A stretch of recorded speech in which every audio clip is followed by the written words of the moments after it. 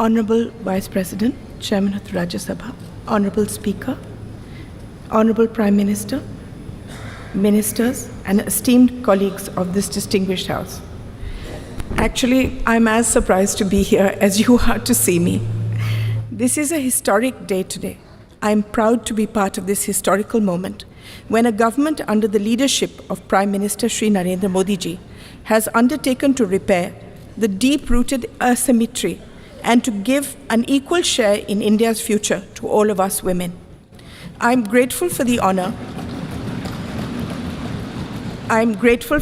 you have given me of speaking about my years in Parliament. We are going to a new building, and hopefully this grand edifice will reflect the aspirations of a new Bharat. Today, I have been entrusted with the responsibility of addressing this esteemed assembly as the most senior parliamentarian in the Lok Sabha. I entered Parliament at the age of 32, 9 years after the death of my husband. My debut was as Minister for Environment. Today, 35 years later, I have spent most of my adult life in this institution, and I have seen 7 prime ministers and the shaping of grand history. It has been an arduous, rocky road.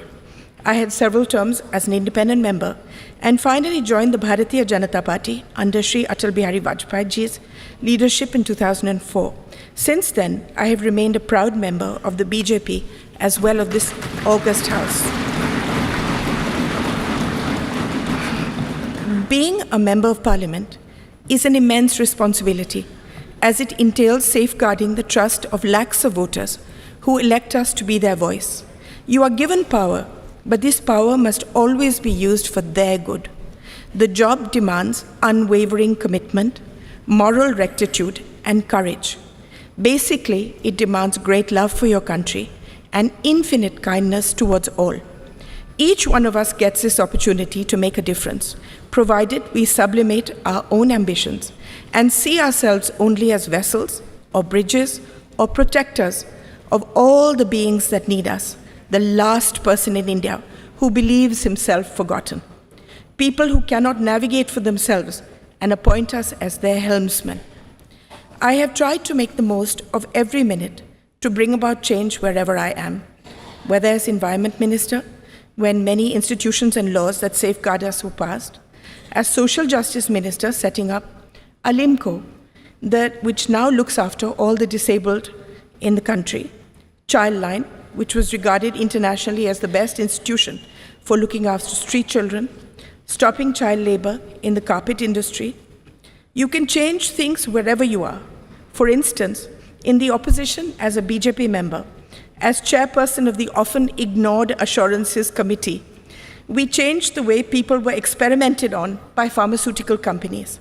They were not paid or even asked before becoming guinea pigs. This was changed by us. During Atalji's time, we brought in the vital red and green dot on foods, allowing people to know whether they were eating vegetarian, non-vegetarian food. We repaired an institutional deception by food companies. No service, no job is too small that it should not be taken seriously. My happiest moment was being given the responsibility by the Prime Minister, who coined the phrase, Beti Bachao, Beti Padhao.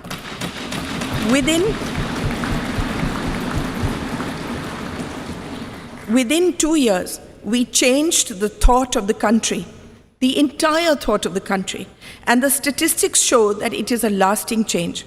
From 130 women per 1,000, a shameful statistic, it rose to 950.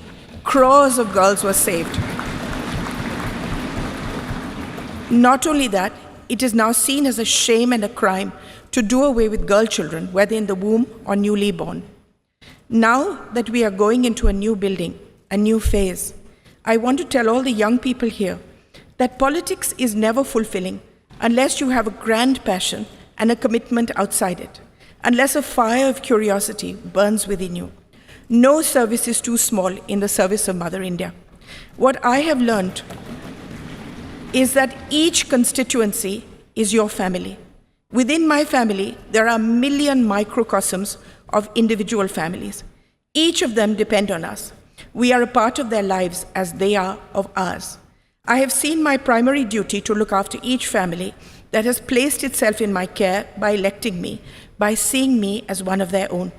In this matter, I wish to say that the Prime Minister has seen beyond people as a statistic and has meticulously seen to the needs of each individual family. Opening bank accounts, giving dignity in the form of toilets, home water taps, building homes for the poor, gas cylinders, giving young people loans, skilling them, protecting them through the largest pandemic in history, saying that no one remained hungry. Before I end, I would like to tell you a few things that I have learned in my long journey so far. Never give up. There are times in all our lives where the world sits heavy on our shoulders and there doesn't seem any path ahead. It will take courage, determination, and a commitment to something larger than ourselves to forge ahead. Have faith in the goodness of your fellow man.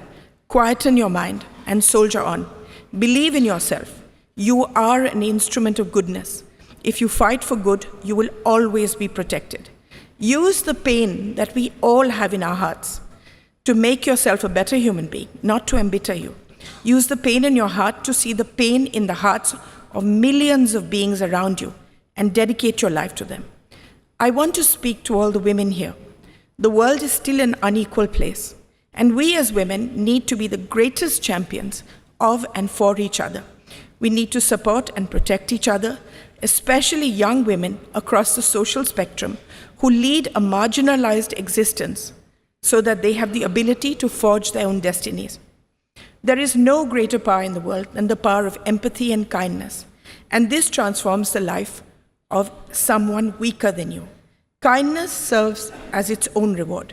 The greatest bank balance that we will ever possess is that of good deeds that we leave in our wake. That is the only legacy that will remain. My faith in God is unwavering. I see Him in everyone and everything. I see everything as sacred. I leave you with one thought. We are all part of one divine thread, and we are all connected, closer than we can imagine. Let us, irrespective of any differences we may have, wish happiness, protection, and on this holy day of Ganesh Chaturthi, a life free of obstacles for us and all our countrymen. Illuminate the lamp of goodness in our hearts. Jai Hind, Jai Bharat.